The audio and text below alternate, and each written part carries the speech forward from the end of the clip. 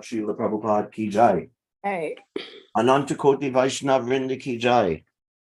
ISKCON BBT founder Acharya His Divine Grace Srila Prabhupada ki jai. Namacharya Srila Haridas Thakur ki jai. Prem Se Kaho Shri Krishna Chaitanya Prabhu Nityananda Shri Advaita Gadadhar Shivasadi Gaura Bhakta Vrinda ki jai. Shri Shri Radha Krishna Gopa Gopinath Shama Kund Radha Kund Giri Govardhan ki jai. Vrindavan Dham ki jai. Mayapur Dham ki jai. Yamuna Mai ki jai. Ganga Mai ki jai. Bhakti Devi ki jai. Tulasi Maharani ki jai. Samaveda Bhakta Vrinda ki jai. Yeah. All glories to the assembled devotees. Krishna. All glories to the assembled devotees. Hare Krishna. All glories to the assembled devotees. Hare Krishna. All glories to Sri Guru and Sri Gauranga. Weekly. Sri Mate Bhaktivedanta Swami Namine Namaste Saraswati Devi. Gauravani Pacharine Nirvishesha Shanivati Vaspadadesh Tarine. Om Namo Bhagavate Vasudevaya.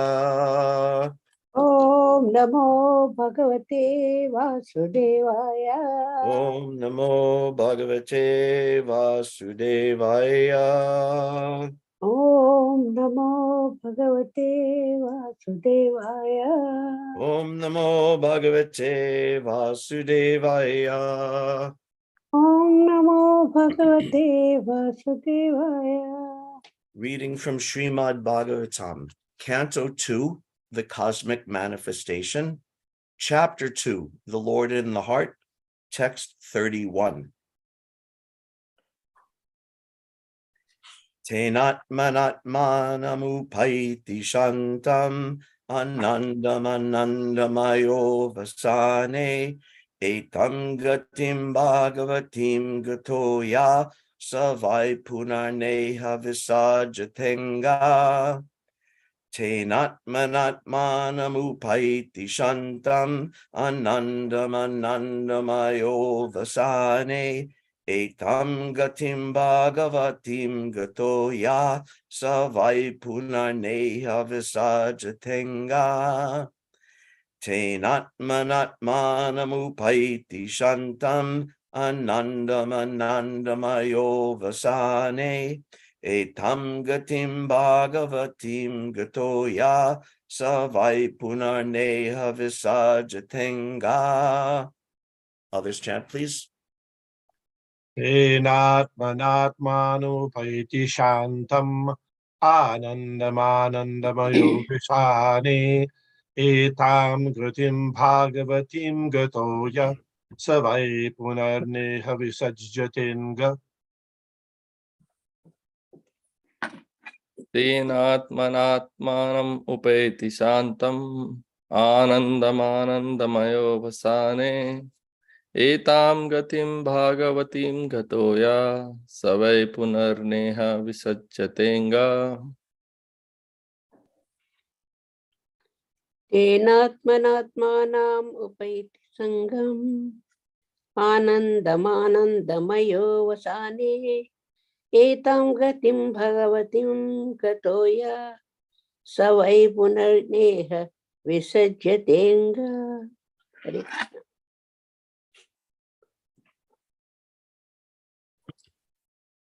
Anyone else? Okay, word for word translation. Tena, by that purified. Atmana, by the self. Atmanam, the super soul.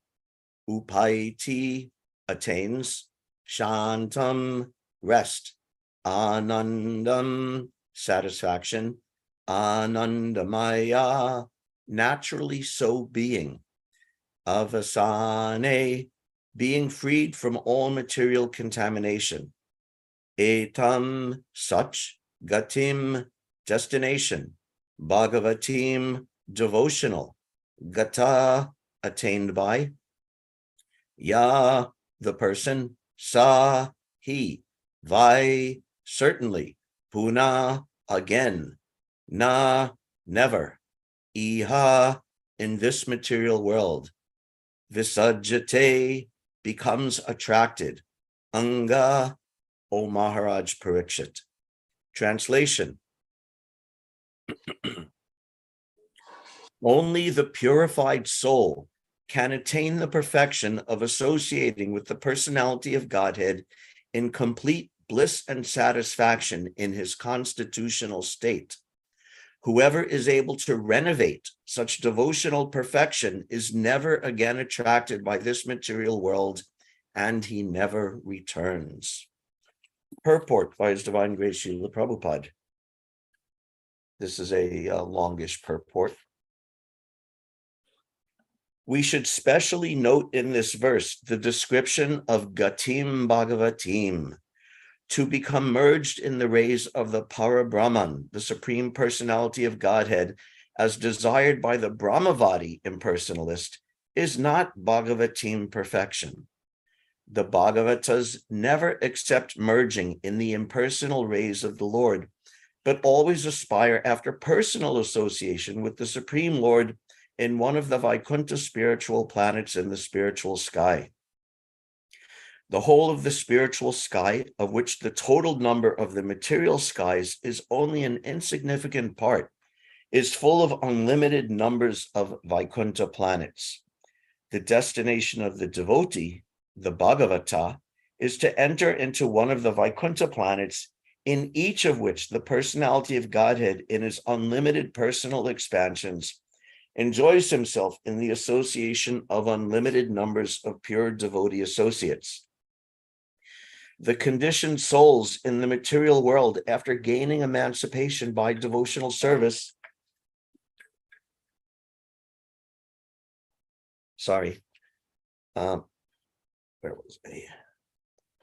The conditioned souls in the material world, after gaining emancipation by devotional service, are promoted to these planets, but the number of ever liberated souls is far, far greater than the number of conditioned souls in the material world, and the ever liberated souls in the Vaikuntha planets never care to visit this miserable material world.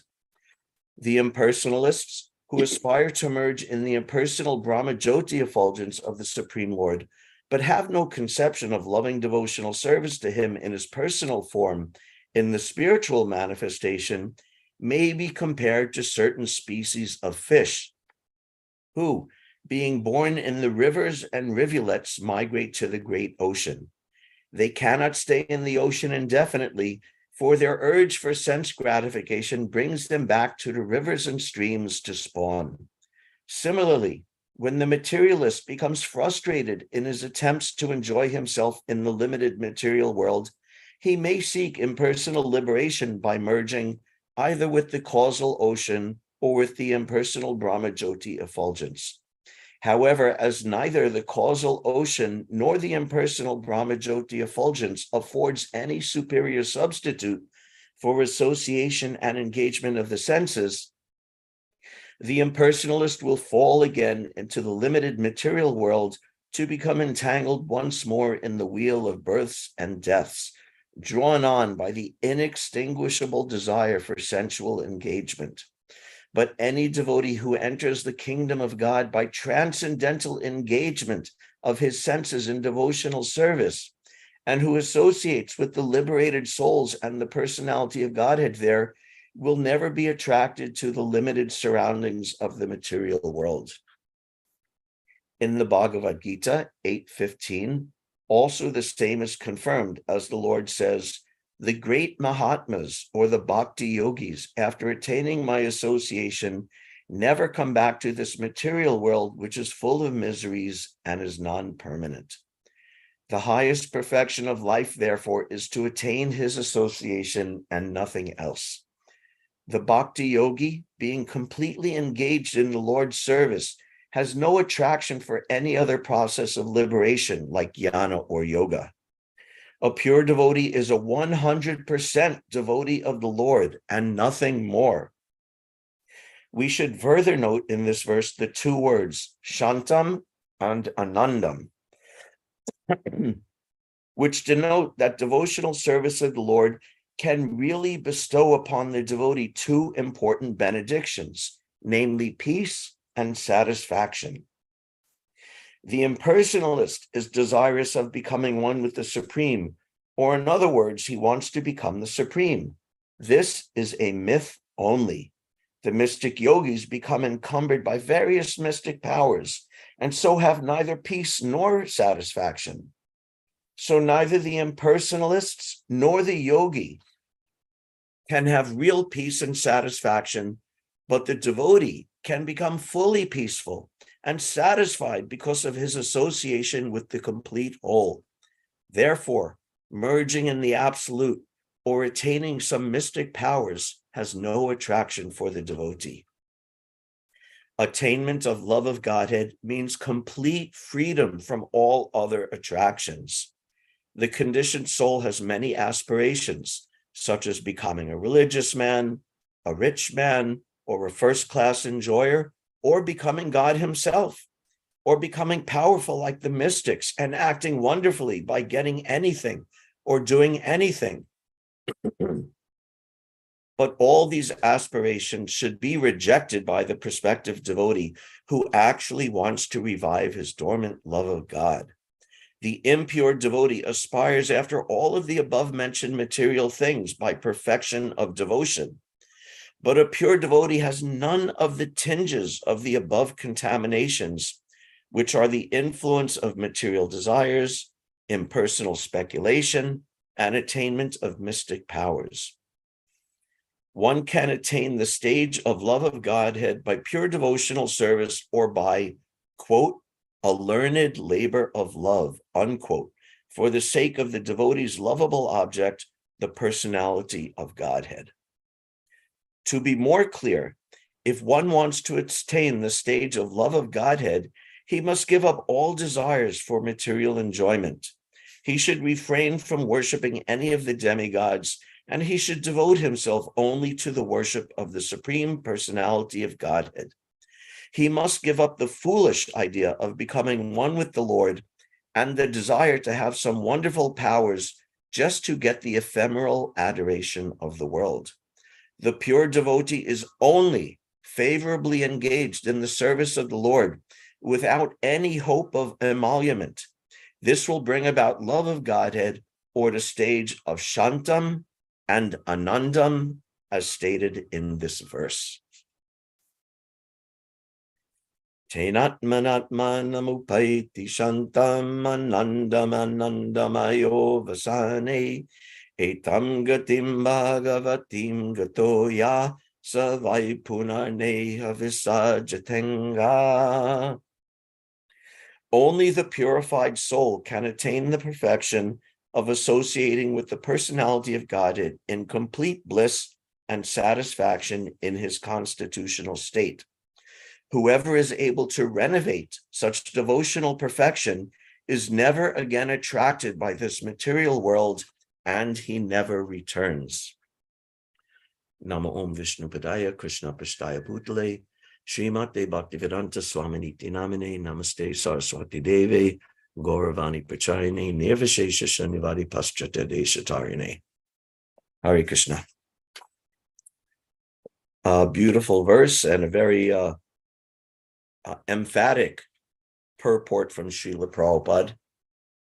Summing it up most briefly is rejecting jnana, karma, and yoga, rejecting dharma, artha, kama, and moksha in favor of pure devotional service, because it's the only process that can give the most perfect, the most complete, and ultimately the most and only satisfying goal of life, pure devotional service.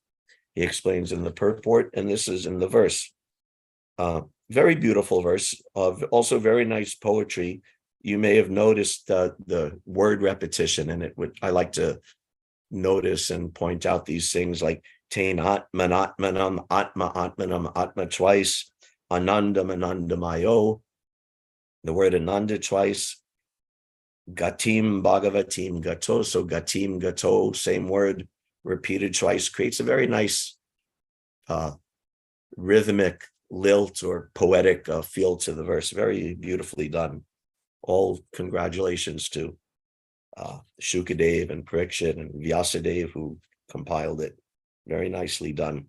And Prabhupada begins the purport by stressing these words in the third line. Gatim Bhagavatim Gato. Gatim, Gato, same thing. Gatim means the goal or the thing to be attained. So Gatim, what Gatim? Gatim Bhagavatim. Bhagavatim, like the word Bhagavata, means in relation or connected to or related to Bhagavan. This is what Bhagavata. So Gatim, you have some goal in mind. You have something you want to attain. You want to get something. You go to school to get something, to get a degree, and you go to a job to get something, to get money, or you act in a certain way to get fame or respect, or so many gatim, so many goals we have. Just like, again, in the purport, so many goals. Karma, you want fruitive activities, you want sense gratification. Jnana, you want some impersonal meditation, speculation. Yoga, you want some mystic powers. These are all different kinds of gatim, different kinds of goal. Or dharma, artha, kama, and moksha, these are the same goals stated in a different way. You want to be famous as a religious person, as a wealthy person, as a beautiful person, or when you're frustrated with the whole nonsensical mess of it, then you want to be satisfied as an imperson. And these are all the different goals. But here, the goal is what? Gatim Bhagavatim Gato. The goal which you should want to attain is Bhagavatim, has to be in relation to the Supreme Personality of Godhead. Because this is the complete goal. All the others are partial goals, temporary goals. And again, as Prabhupada said in the purport, these are goals that will not give you shantam or anandam. So these are not very good goals. These are incomplete goals, partial goals at best, partial goals. Prabhupada explains, just like he says it so nicely in the introduction, in the purport to the, not introduction, in the purport to the invocation of Ishopanishad. He says, all forms of incompleteness are experienced due to incomplete knowledge of the complete whole. So when you have complete knowledge of the complete whole, then you won't be attracted to these incomplete dharma, artha, kama, moksha, jnana, yoga. These incomplete things will no longer be interesting to you. When you see everything as part and parcel of the Supreme Lord and his energies, then all incompleteness is finished. And then the only goal left is Gatim Bhagavatim, the goal in relation to Bhagavan. And of course, we know, philosophically speaking, everything is in relation to Bhagavan. There's nothing separate from that sambandha gyan, that knowledge of everything being in relation to Bhagavan. But when you forget that relation, then you're incomplete. Then you search after these other false goals, unsatisfactory goals. And when you understand that, then when you understand something is related to Bhagavan, when you see it as Bhagavata in relation to Bhagavan, then it becomes glorious. And what is Bhagavata? Generally speaking, when we say Bhagavata, we mean Srimad Bhagavatam, that's Bhagavata, and we mean the devotees of the Lord who are also Bhagavatas. So why are those things glorious? Because they're all about Bhagavan. They're all about the Supreme Personality of Godhead. This is also said, Aradhanam Sarvesham Vishnor Aradhanam Param Tasmat Parataram Devi Tadyanam Samarchanam. That the best worship is worship of Bhagavan, but even better is Tadya. Tadya means the paraphernalia, the limbs, the extensions, those things connected with Bhagavan. This is even higher worship. The devotees, the Srimad Bhagavatam, these are all. So Tadya also means Bhagavata, things in relation to, things connected with the Supreme Personality of Godhead. So that's what we're interested in. Gatim Bhagavatim, a goal that is relation to Bhagavan Shri Krishna, the Supreme Personality of Godhead. Bhagavatam also explained, Prabhupada would say this sometimes. He would say Bhagavan is the last word in spiritual realization, or the last word in God realization. And he would use this phrase fairly frequently. He would say it in connection with Bhagavatam, Vedanti tat tattvavidas tattramyaj jnanam avyayam brahmeti paramatmeti bhagavaniti shabdate. That the absolute truth is non-dual, but viewed in different ways by different sages as Brahmajyoti, as Paramatma, and Bhagavan. And because Bhagavan is last in that list of three, so literally it's the last word in God realization. So Prabhupada would use that phrase, the last word in God realization, because in that list, and also because it's the final, most complete, most full realization of the absolute truth, Bhagavan. He would also use it in connection with the term Vedanta. Vedanta means Veda Anta, the end of all knowledge. The ultimate end of all knowledge is Vedanta. That after all the four Vedas, the Vedanta was compiled.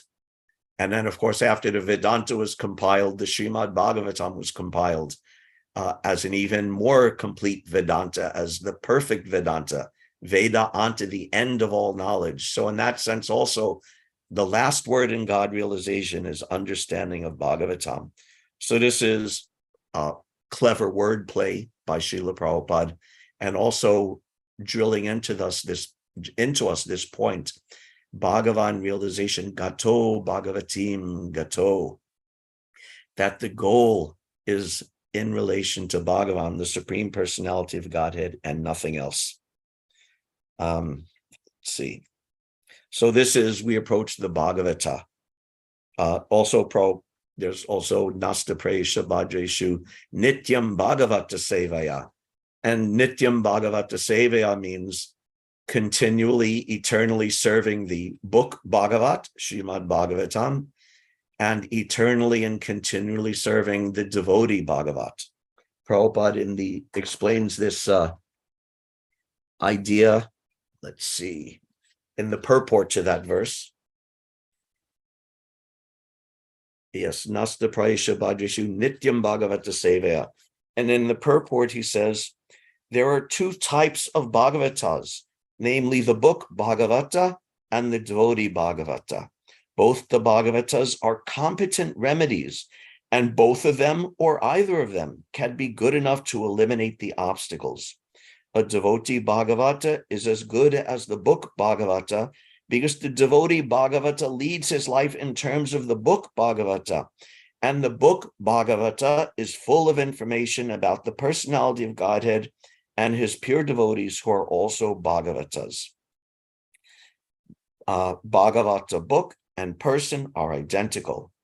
The devotee Bhagavata is a direct representative of Bhagavan, the personality of Godhead.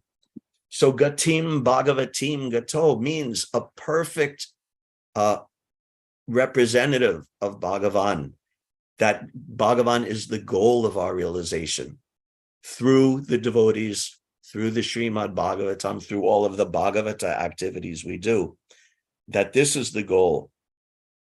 And Prabhupada explains the difference between the pure devotees and everyone else with a very brilliant analogy.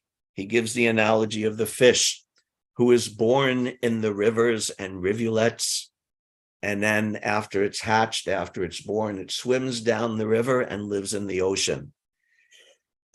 But then after some time in the ocean, it leaves the ocean and it returns to the river. And with great difficulty, we've seen some of these nature videos of the salmon swimming upstream and leaping up waterfalls. Imagine that you're swimming and you have to swim up a waterfall. Unimaginable. And while they're doing it, the fishermen are out catching them and the bears are out catching them. Easy pickings for them to catch and eat them. But they're struggling to return to the river, to the rivulet where they were born, and to spawn and to again mate and engage in sense gratification and reproduce. So this is such a perfect analogy, such a well-done analogy by Srila Prabhupada. This process in science, this is called anadromy. That anadromy means going up a course where fish like salmon do it, some species of eel do it, and a couple of other fish do it, that they're born in the freshwater stream and they're born there, and then they gradually swim down and they enter the river. And leave the river and enter the ocean. But then when the time for mating comes, they swim all the way back upstream again in order to mate. And he's comparing these to all the imperfect persons, the karmis, the gyanis, the yogis, especially the impersonalists, who want to so-called merge into the ocean. This is the favorite bad analogy of the impersonalists, that the rivers all merge into the ocean. So similarly, we merge into the Brahman. This is Prabhupada. Let's see.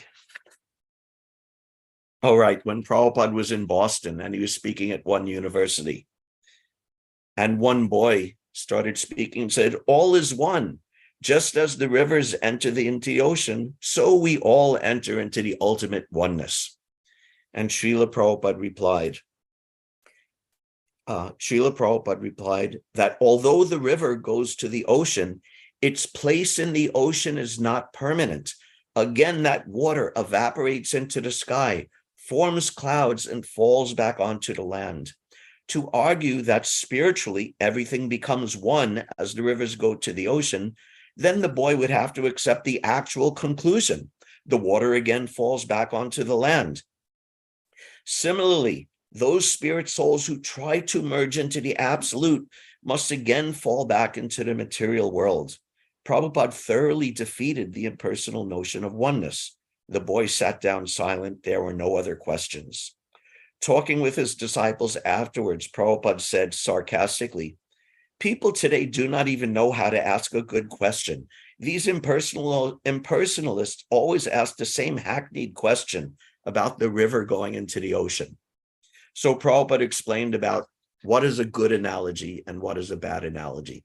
An analogy is not in itself absolute proof of something, but a good analogy will provide enlightenment and understanding and give added weight to an argument. And a bad analogy doesn't. And Prabhupada explained what's a good analogy. Prabhupada was a philosophy student in college, so he studied this, and he learned this actually from Aristotle, who discussed these things, the nature of analogy. And Prabhupada said, analogy, this is in a lecture back in 1966. Analogy. Now, those who are present here, those who have knowledge of logic, analogy is possible when the two things are, when there are the greatest number of similarities of two things, then there can be analogy. Otherwise, there is no question of analogy.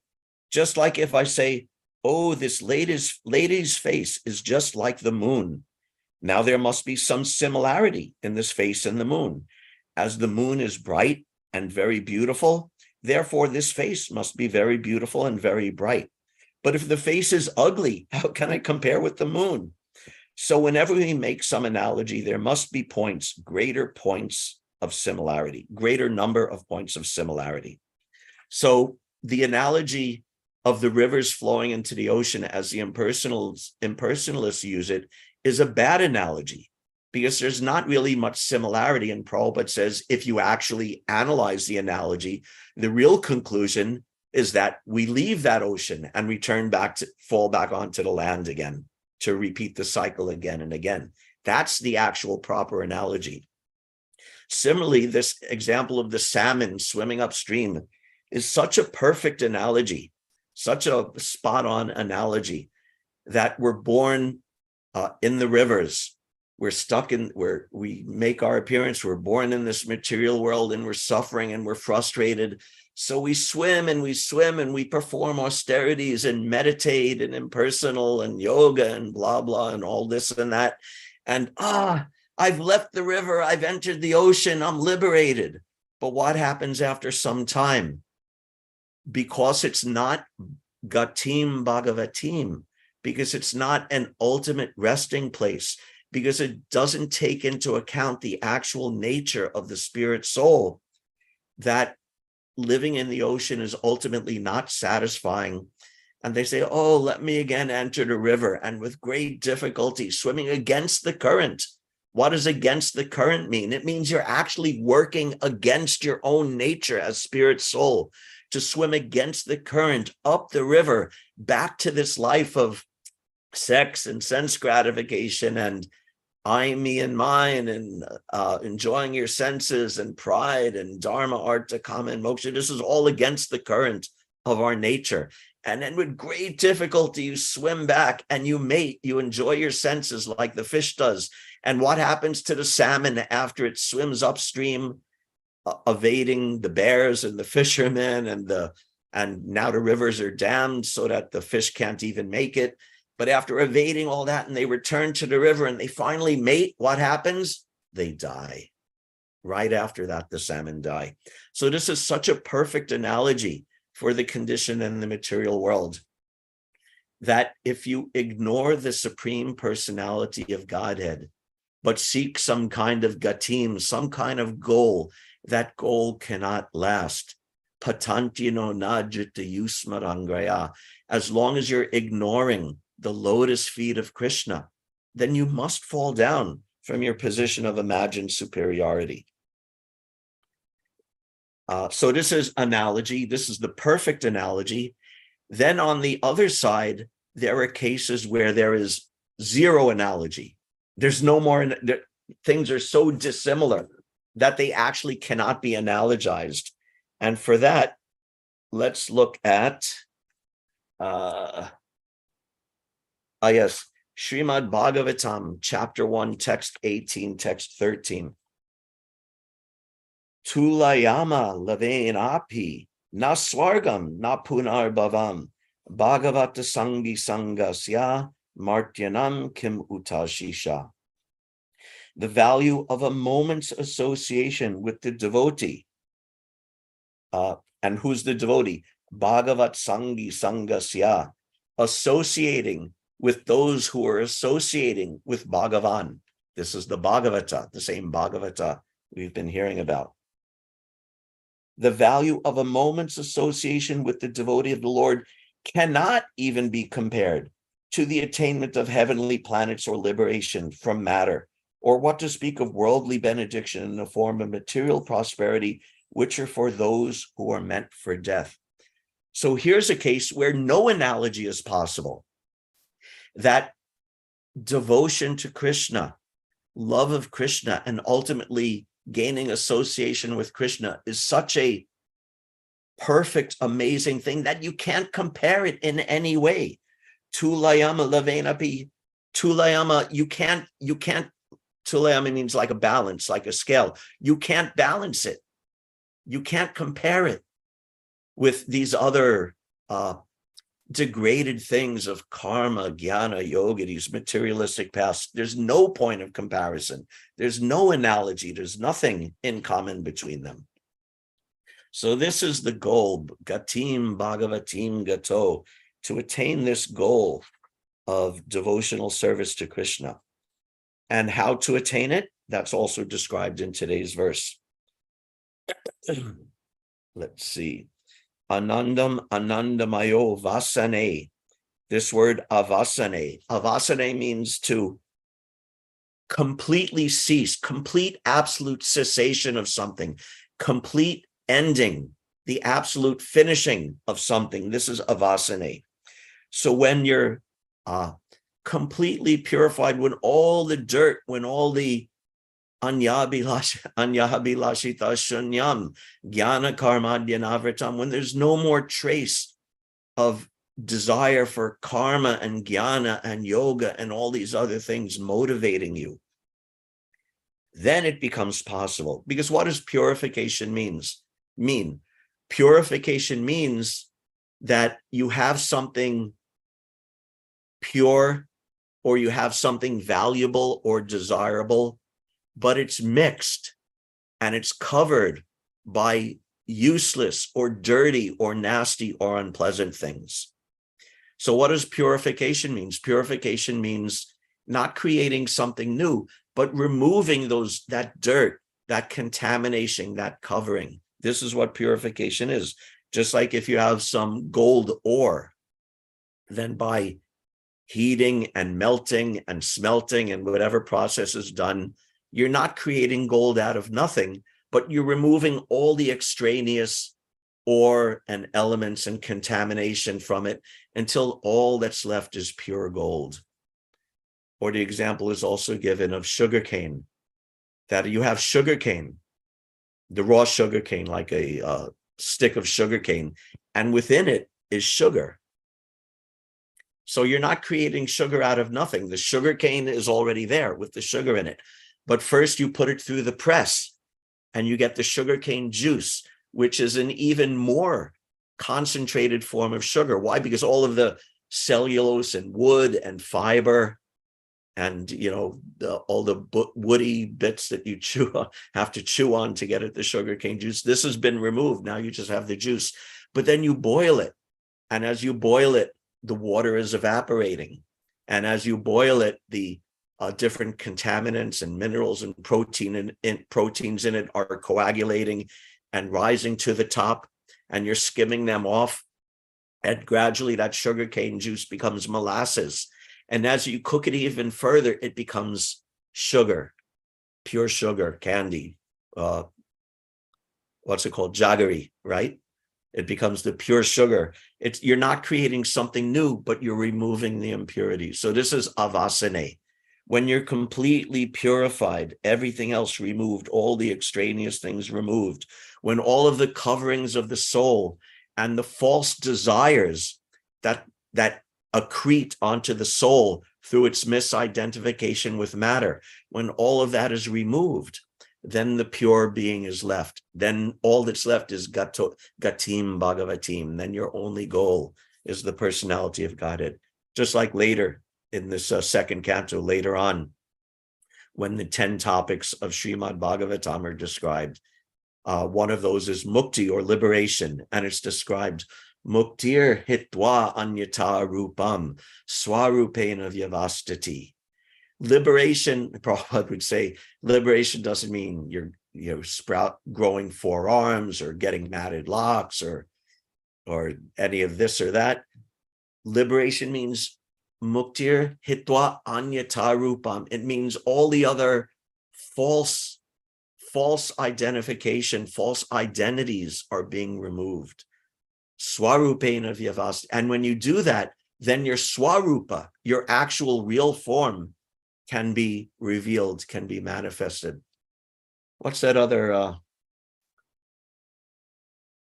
oh God. Sarvopadi vinir muktam. Sarvopadi vinir muktam. What's the second line? It's escaping me. My old brain can't remember. Sarvopadi vinir muktam. Someone volunteered a second line. I can't remember it. No? Okay. Sarvopadi vinir muktam. Tatparatvaina nirmalam. Rishikena rishikesha sevanam bhaktir uchate. Sarvopadi means all the upadis, all the false identifications, all the accretions that have that we've tacked onto our soul, onto our existence. I'm American, I'm Indian, man, woman, this, that, the other thing.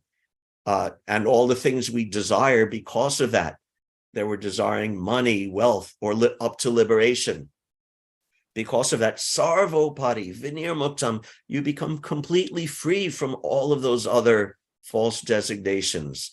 Tat partvaina nirmalam, then you become nirmalam. Nirmalam means without contamination, completely pure. Same as to this word in today's verse, avasane. All these other things completely removed. Then what can you do? Then rishikena rishikesha. Then you can engage your senses in the servant of Krishna, who is the master of all the senses. And this is devotional service. This is Gato Bhagavatim. So same thing being said there. That avasane, we have to be completely purified. And then what's the result of that? What happens when you become pure, completely purified? Savai punar neha visajatenga. Neha visajate. Visajate means having attachment or having attraction for something. Visajite means with attachment, with attraction.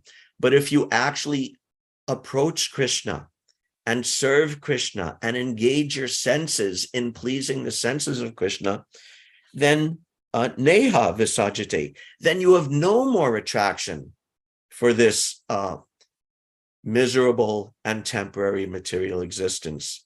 You have no more attraction for these things when you direct your attention towards Gatim Bhagavatim, towards the goal of serving and loving and pleasing Krishna.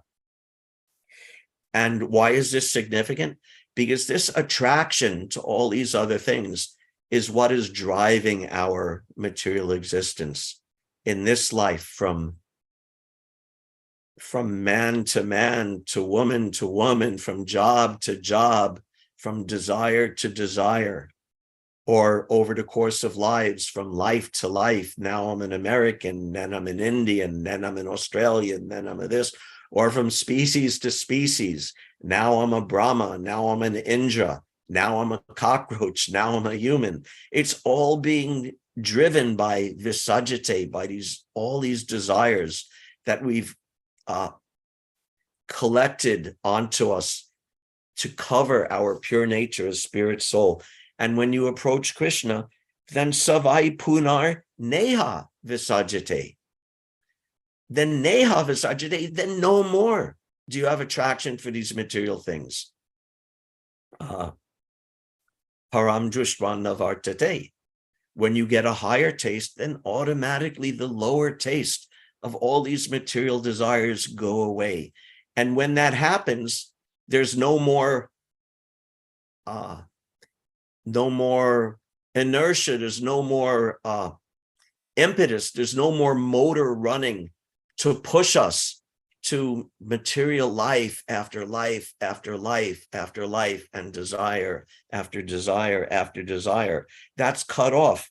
So savai punar, no more do you come back to this material world, which Prabhupada also references Bhagavad Gita, that no more does such a person return to this miserable and temporary material world. Why? Because it is the only existence that is actually harmonious with our actual purified nature. When we remove this extraneous material desires, then it's only natural that as part and parcel of Krishna, Jiver Swarupai Krishna Nitya Das, that when our actual nature shines forth, then of course, only love and devotion for Krishna can satisfy us. And the perfection of that, or the goal of that, as Prabhupada said several times in the purport, is to actually return back to Godhead, to associate with Krishna eternally in the spiritual world. Now, there's also a stage of devotional service where you don't desire that. You simply want to serve Krishna. Mama janmani janmani shure bhavatad bhakti rahaituki twai.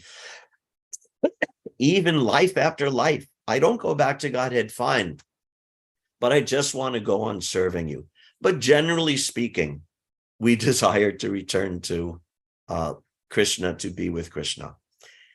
I haven't seen this in print, so take it with a grain of salt. But the recollection I've heard many times ever since I was a new devotee is that a devotee approached Srila Prabhupada and said, "So Srila Prabhupada, we shouldn't even desire to go back to Godhead?" And Prabhupada said, "You should want to go back to Godhead." So we can have that as a goal, that we want to return to. We also want to serve in this life, in this world, here in Philly or wherever we are, and in our family and in our body, whatever the circumstances, we serve Krishna, even if we're not back to Godhead now. But holding that forward as a goal is only natural, because that is our constitutional position, to be with Krishna, to associate with Krishna. Therefore, Krishna is Ashraya. Also, going back to, or going forward to later in the second canto, when the 10 topics of Bhagavatam are described, the 10th topic of all is Ashraya. Ashraya means Krishna, who is Ashraya, who is the shelter of everything. So naturally, we'll go to be with the person who's the shelter of everything. Krishna is Ashraya, the ultimate Ashraya. And if we seek something else as our Ashraya, which is what we do in this material world, oh, I need some shelter. Oh, if only I had more money. Oh, I feel so insecure. I need some shelter. If only I had a mate. Oh, I feel so suffering in this material world. If only I had some shelter. Oh, the Brahma Jyoti. All of these false things are not Ashraya. And therefore, they will not satisfy us. The Brahma Jyoti, the mystic cities, the sense gratification, karma, jnana, yoga, dharma, artha, kama, moksha. None of these things are Ashraya. None of these things can give us shelter because they're not consonant. They're not, what's the word I'm looking for? They're not compatible with who we actually are as spirit souls. Therefore, we want this actual liberation, real liberation of serving Krishna, loving Krishna, and ultimately returning to Krishna. One more short segment of a purport. This is from also a little earlier in the Bhagavatam, first canto, fifth chapter, Narada's instructions on Srimad Bhagavatam. In the purport to text 13, Prabhupada writes this: the Bhagavad Gita is the spoken message of the Lord himself recorded by Vyasadeva, and the Srimad Bhagavatam is the transcendental narrations of the activities of the same Lord Krishna, which alone can satisfy the hankering desires of the living being for eternal peace and liberation from miseries. Srimad Bhagavatam, therefore, is meant for all the living beings all over the universe for total liberation from all kinds of material bondage. This is beautiful, right? Actually, he's saying the same thing as is described in today's verse and today's purport, just like he says, which alone can satisfy the hankering desires of the living being for eternal peace and liberation from miseries. What is this? This is the same Shantam and Anandam that is mentioned in today's verse, and which Prabhupada elaborately commented on in the purport, that this actual Krishna consciousness gives us Shantam and Anandam. I'll read it once more. Which alone can satisfy the hankering desires of the living being for eternal peace, Shantam, and liberation from miseries, Anandam. This is Gatim Bhagavatim Gato. And how lucky, who can count how fortunate and how lucky and how, who can account for it that all of you devotees out there, all of the devotees in ISKCON, want to speak of a person like myself, unqualified in countless ways, to have this opportunity. This is amazing, and we should value it. Hare Krishna. Thank you very much. All glories to Srila Prabhupada. If there's any question, comment, or discussion, we can do that now.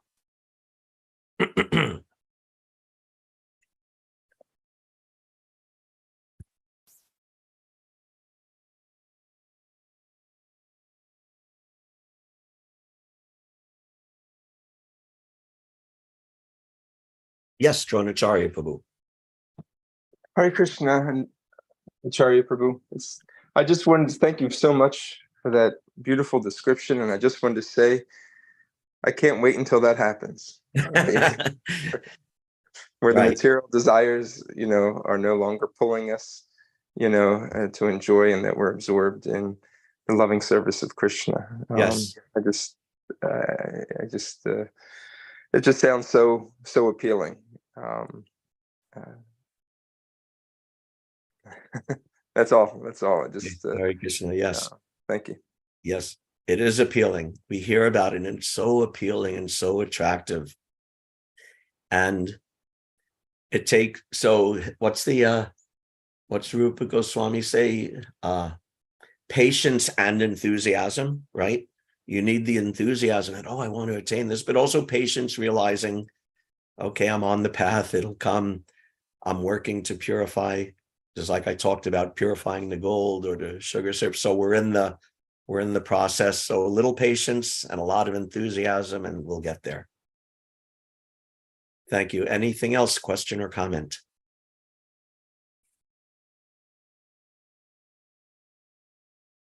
Okay. Hare Krishna. Thank you very much, everybody, for your very kind attention. I hope everyone has a wonderful day. All glories to Srila Prabhupada. Hare Krishna. Panchakalpatarubhyasya kripa sindhubhyev cha. Krishna